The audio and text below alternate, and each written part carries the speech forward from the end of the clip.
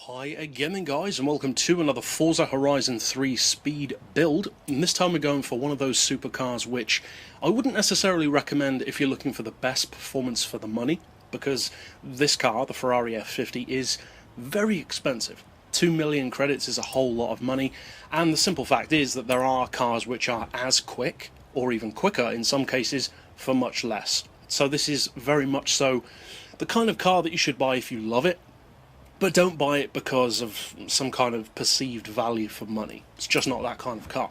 Now, as far as the engine swaps go, I'd recommend having the Enzo's 6-litre V12. In peak tune, you're looking at almost 1200 horsepower, of course with that twin turbo. I would also recommend all-wheel drive, as I pretty much always would. You don't have to, of course, as I've always said. As far as the rest, you guys pretty much know the drill. Improve the power as much as you can, lower the weight, fit basically all of your racing parts. I would not necessarily recommend having the roll cage. That's not really necessary on this car. But if you don't want to fit all the parts yourself, you can get this tune from my storefront. So use the keywords down in the video description to find that pretty easily. Now, as far as the benchmark goes, as I said, it's not slow. Not by any means. 2 seconds to 60 is good. 4.3 to 100 certainly is, and 268 certainly isn't bad at all. It's more than quick enough for most situations. However, there are some other supercars which are quite simply quicker, so that's just a fact to bear in mind. Now, as far as the gearbox, I've got a 3.24 final drive. Then as far as the individual gears, we've got 2.9, 1.95, 1.45, 1.15, 0.93 and 0.75. Down for anti-roll, as I usually would.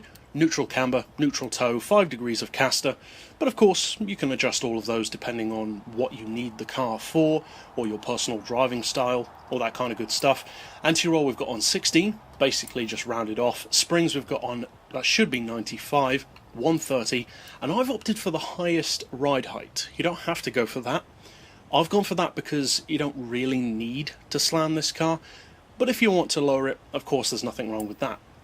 As far as the dampers, we've got those on 7, 9, 3 and 4. Aero doesn't apply despite the massive wing. And as far as the diff, we've got 100% on the acceleration bias, 0 on decel, and for this particular car, a 75% split in favour of, that back end. Now, you can take it up to 80% and pretty much keep the same benchmark numbers. So, if you find it to be a little bit too heavy, or having maybe a little bit too much understeer for your liking, of course, you could bear that in mind. But, with that being said, now let's of course take it out on the street to see if it can actually hit that benchmark. So overall, as I mentioned, the F50 is not the kind of supercar which I would recommend if you're looking purely to spend your 2 million credits in the best possible way, because quite simply, instead of spending it on this one car, you could buy a couple of different ones for different classes of racing, like an SUV, a hatch, a supercar. This is much more so for certain people, not necessarily myself, but for certain people, what I would say the Maserati MC12 is for me. The car that I don't really care if it's the best or not, I just want it because I love the car. Or the Zonda F, that's the same for me as well, although of course it's not on the game.